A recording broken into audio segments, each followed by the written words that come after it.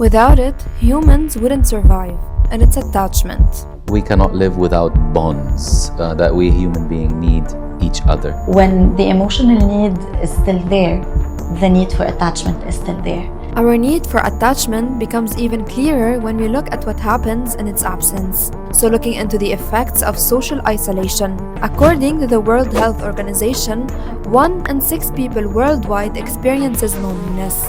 It's linked to an estimated 871,000 deaths every year, so approximately 100 deaths per hour. Whereas strong social connections can lead to better health and longer life. Social isolation is horrible for the mental health and the physical health, also linked with low immunity and cancer. And the main cause of breakups and divorces reveal just how vital attachment is to make a romantic relationship last. You know what, Joel, people, especially in Lebanon, think that divorces and breakups happen because either the person turned out to be gay or somebody messed up like extramarital relationships. And we know that this is not the main cause of breakups. The main cause of breakups is falling out of love. So we're back to attachment styles and bonds. Attachment is the human tendency to form close emotional bonds as an essential element of our survival. But when attachment becomes insecure, the same system that keeps us alive can begin to harm us. So the question is, when does attachment become unhealthy? It becomes unhealthy when it either hurts the other person or it hurts the self. So that's, the conclusion. When it becomes the only condition to be soothed. For example, if I'm feeling anxious, I need to be soothed. There is no other way for me to be soothed but to go to the person of attachment or to the object of attachment. So we tend to let go and forget about what they need. Are they able to soothe me right now?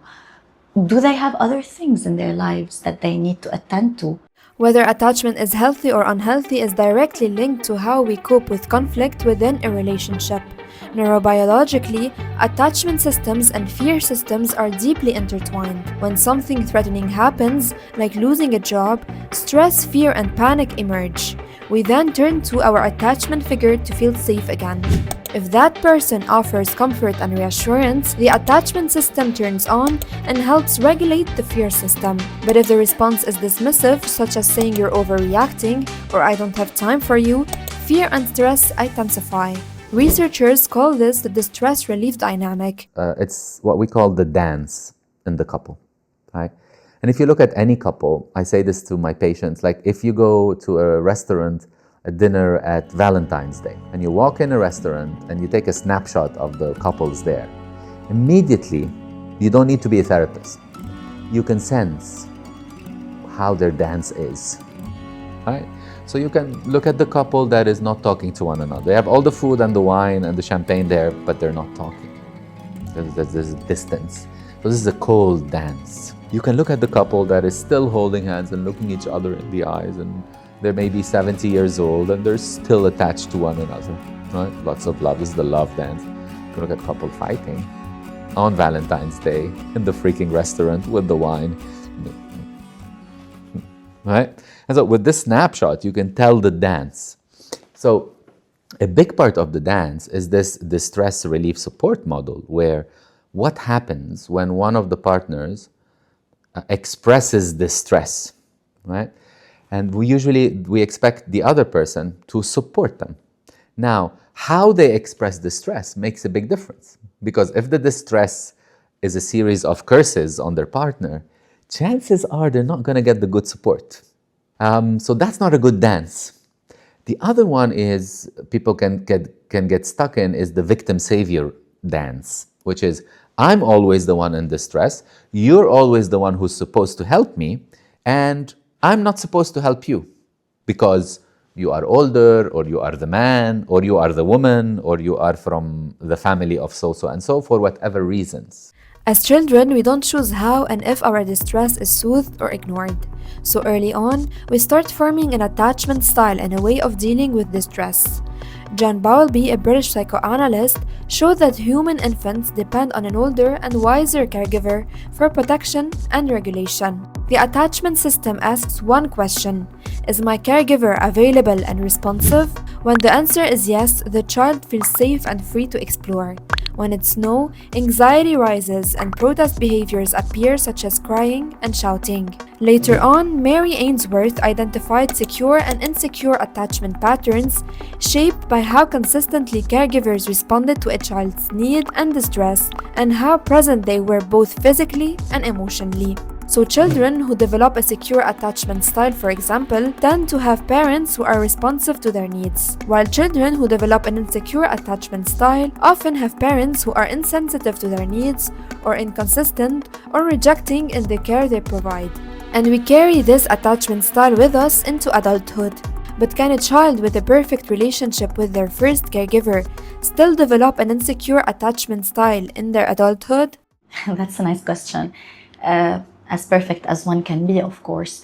Sometimes yes, because it doesn't matter how the parent was or the caregiver was with the child 100%. It helps a lot, but what matters more is how the child experiences the relationship. Because sometimes things can be perfect from the parent's side, but if the child does not experience it as such, the child can develop a different kind of attachment than the secure one. So when people usually get hurt within relationships, it usually starts at home, but not always. It could be at home, it could be with peers, it could be with teachers. I have wonderful parents today who have had loving parents, but they had one or two professors at university that really messed them up. So any close relationship that we expect a level of support and care in, and it goes berserk or it goes wrong, people can be traumatized, and this is a very common one, so they react out of their trauma. And we're going to see with most attachment styles that there is a fear element involved. This fear of intimacy, a fear of vulnerability, a fear of opening up to the other person. And what many people do with that is they end up either hurting the other person by blaming them, criticizing them, minimizing them, or hurting and harming themselves by feeling like they're not good enough, they're not lovable enough, they're not worth it. And so they retreat into their cocoon. Children need secure attachment to feel safe, and the safer they feel, the more they can explore the world, learn and grow. But why do adults still need this secure attachment? Not only to be able to learn and navigate the world around them, which is a practical need, but it is a need in and of itself, right? So when we talk about hunger or thirst, it's a need in and of itself. It's not a need that would help you get another need. So children need bonding. It's like wired in their DNA. They need that to survive, right? Not just to thrive. And adults need that to a lesser degree, but they still need it quite badly. So bottom line, Sigmund Freud had part of the story correct, that we do have an aggressive instinct and a sexual instinct, but a far more important and core instinct is the social instinct, is the need to belong. And so, yeah, it basically shapes human behavior and human health. The researchers Hazen and Shaver found that adult love mirrors childhood attachment. Both feel safe when the other is nearby and responsive. Both feel insecure when the other is absent or inaccessible. Both engage in baby talk, and both seek closeness, bodily contact, and intimacy. So let's dig deeper to understand how the attachment styles we formed early in life reappear in our adult relationships. Sometimes we see that like the trauma is not re-emerging, it's not triggered again. For some reason, they did some healing, maybe they had secure attachments. For example, the research shows that children only need one secure attachment in their life, whether it's from the parents or the neighbor or the school teacher or a friend, to heal enough. Sometimes we see a re-emergence of the trauma.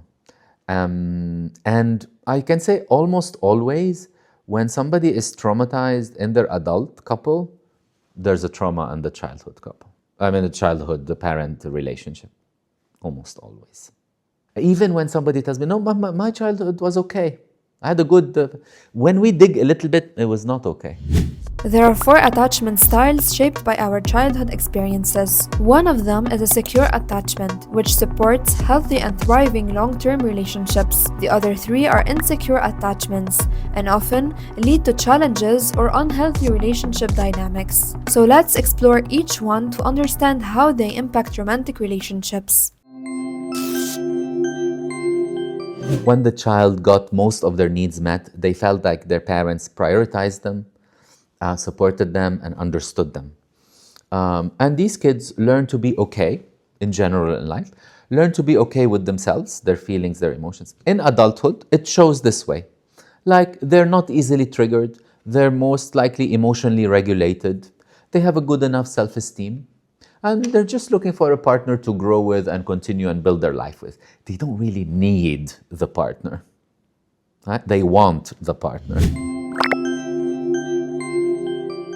I see it more in women than in men. So they would most likely they would exaggerate their interpretation of the behavior of the man negatively. So, he is late. He usually comes at 7 p.m. He's late. Who is he with? So there's an exaggeration. Sometimes they are right, of course, but most of the times they are not right. They're always concerned about being abandoned, being left, being not being appreciated, not being seen for who they are. And even though they are validated a million times, even after the millionth times, they still need one more and one more. And not because they are needy in the mainstream kind of way, but because when they were a child, there was no dynamic there that made them feel that whatever they did, that's fine, that's okay. If they made a mistake, I still love you, I'm still here for you. But either mistakes were taken very harshly. They used to feel that they have to be at a certain standard or filling certain boxes to be deserving of love. They just are afraid to be who they are because at many times in their lives they felt that being who they are, there's something wrong with that. In adults, these are the partners that you get a sense like, almost like they don't want to be loved, right? Like they're cold, distant. It's okay, doesn't matter if my wife hugs me. We usually see that in boys, in men. And we usually see that their partners are always trying to reel them in. You know, come on, give me a hug. Come on, you can caress me a bit before we go to bed. Come on, sleep close to me. So the avoidant attachment, as it says, it's avoidance. So what do they avoid? They avoid emotions. They avoid confrontation. They avoid expressing what they feel, what they think. And they avoid whatever is not in their comfort zone. So whenever there's something happening that isn't really something that they're used to, that they want to navigate, even if they have to, their first mechanism is run away, go away, try to find something else, not think about it, do as it's not even happening. So these things can be very painful for the person who actually does have things to say, but doesn't feel safe to do so because they're not used to it. All they know is that emotions are dangerous, so they need to run away from them. And usually these things happen when the parent at an earlier age is not really present in the sense of creating that space where emotions can be expressed. When things get hard, we don't talk about them. When things get hard, we just push them under the rug. Of course, remember something, Joelle. Underneath all these, the anxiety, the fear, who did you betray me with, or the avoidant, I'm cool, I'm okay, I don't need anybody, is a need for attachment that has gone wrong, right? So in our work, underneath all this, or is I want you, I need you, I need this. That's what we help people realize underneath it. You know, it's confusion. It's people who are kind of in and out. They want it, and then they don't want it. And so you have one day, or even in the same day, they are Habibi ya aini, I love you, and then stay away from me. Right? This is the tough one. I think it's the toughest one. It's disorganized. It is ambivalent. It is almost contradictory. but also underneath it is, I want to be loved. So this type of confusion with what you really want creates that sense of I don't know what I want, whereas I do know what I want. What I want is love, safety, consistency. But on the other side, how do I get there? And so the other ones, they know that if I get anxious, I'll have more control. Or if I get avoidant, I'll have more freedom. But with the disorganized, they have no tools to get there. So it's just like a child being in a big rut and just trying to walk, and they just have their feet going left and right, and they're not walking, they're not going backwards, they're not going forward, but they feel this movement inside their body. They feel this urge to do something, but they don't know how to do something, so they freeze and they unleash, and it's very, very chaotic. It takes two people to make a romantic relationship, and each brings their own baggage, past traumas, and attachment style. This raises an important question. Can a securely attached person become insecure if their partner has an insecure attachment style? That's a great question, Joelle. So my answer to that is they don't necessarily become insecure, but they can become unhappy. So if you want, I would say it's securely unhappy. Yeah, does that make sense? Because they've had enough, shib'u, we say in Arabic, they've had enough of the secure attachment, they feel okay within themselves, but they're unhappy because they want a partner, not a child with them. They want somebody who can have mutual interdependence, trust, support, both ways. When it keeps happening one way, people get tired. So it's a stress model, and then they can even have a mental illness. Can a person with an insecure attachment become more secure by being in a relationship with a securely attached partner? Yes and no. So yes, if they open up, they are vulnerable and courageous, and they kind of heal their childhood traumas. No, if they don't open up and they just get the immediate needs met by the current relationship. So we see both. In fact, I would say most of the time it's not enough if an insecure adult attaches to a secure adult that they will heal. No, I wouldn't recommend it. They need to do their own healing. They need to do their own therapy, either within the relationship or before the relationship. Being in a relationship with an insecure partner or being the insecure partner yourself is never easy. It's often the source of conflicts, misunderstandings, and pain. When a stressful situation happens, your reaction depends on both your attachment style and your partner's. Most couples get stuck in a negative model of the stress relief. So if you have somebody who is anxious and they want their partner to support them, if they have done their healing, they could say something like this. It could sound something like, Bob, when I call you and you don't answer me, I get worried, and I would like us to find a way to solve this. I know you're not doing anything wrong, and I know that you love me, but I worry about you. Please help me solve this. So we can see here there is like an insight, first of all, like there's a reflection the person is doing on themselves. They don't jump quickly to blame and criticizing or exaggerating. And they use we language in finding solutions. It's not Bob, انت is solution. It's not the problem is you. It's, hey, here's how I'm feeling. Please help me. And let's work it out together. Now, the same anxious attachment style, who hasn't worked on herself, would say something like, who are you cheating on me with? And then Bob says, what are you talking about? Don't tell me what you're talking about. You are cheating on me. So the escalation. Now there's anger, there is blame. Now Bob either can laugh it out. You're laughing at me? More anger. Or he can say, I'm not talking to you right now. He leaves. You're turning your back on me? It's a problem. Or he can tell her, you're a crazy person. I don't know why I married you. And we can see with all of these, It's a recipe for disaster. And this is what most couples go through. Because it's a dance, two people need to make an effort, Joel, for something to work. And as they say in Arabic, إيد واحدة ما بتزقف. So sometimes we see somebody dragging somebody into couples therapy, but the husband, usually the one who's being dragged, doesn't want to work. So it's very difficult. Within couples, conflicts often emerge when the distress relief dynamic isn't working.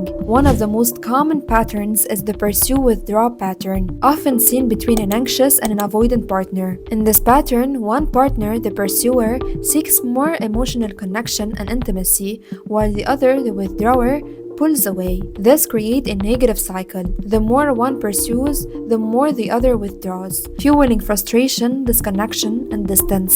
If this cycle continues, the unmet needs for love and safety can eventually make one or both partners fall out of love, breaking the relationship. The conclusion, the bottom line is somebody, first felt that the other person has got their back. They are their support system. They understand them.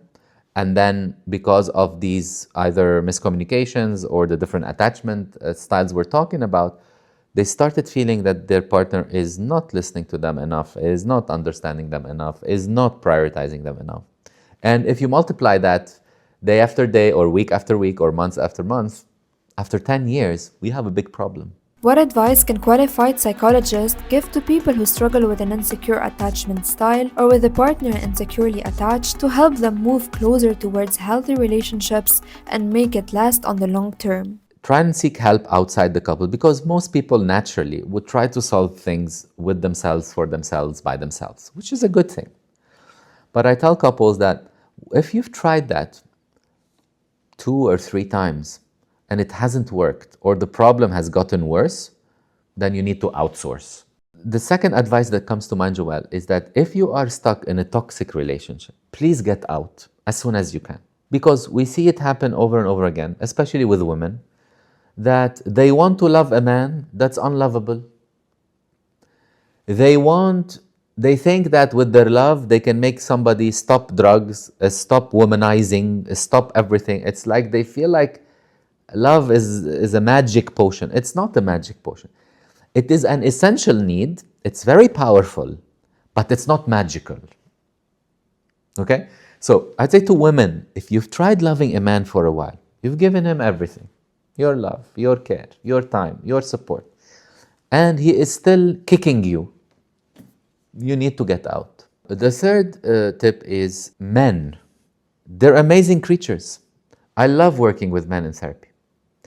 They're very straightforward. When they open up, men, beautiful things come out. I think men are very powerful, not just in their fists, but in their hearts and in their souls. Very powerful human beings, very deep souls. So I invite them to continue this journey of healing and exploring themselves and being vulnerable. I think it takes a strong man to be vulnerable. Do not be afraid of the type of attachment that you go through, and try to identify what is your insecure attachment, what are the behaviors that you do, and how you relate with your partner, in order to get to the second advice, which is the best advice I can give to anyone really who wants to lead a healthier life, healthier relationships, and it's therapy. When you go to therapy, you discover things about yourself that you never knew. You just go to a huge journey, a trip, voyage inside of yourself. Because therapy is something that does take time, one of the things that you can be doing is something with your partner. So to communicate with your partner about maybe the things that you realized about your attachment, maybe the things that you realized you needed in order to feel safe. Communicate, tell them how you feel, remove the shame. As the couples therapist and Power once said, curiosity brings openness to the other. Openness brings vulnerability, and vulnerability is the heartbeat of all intimate relationships.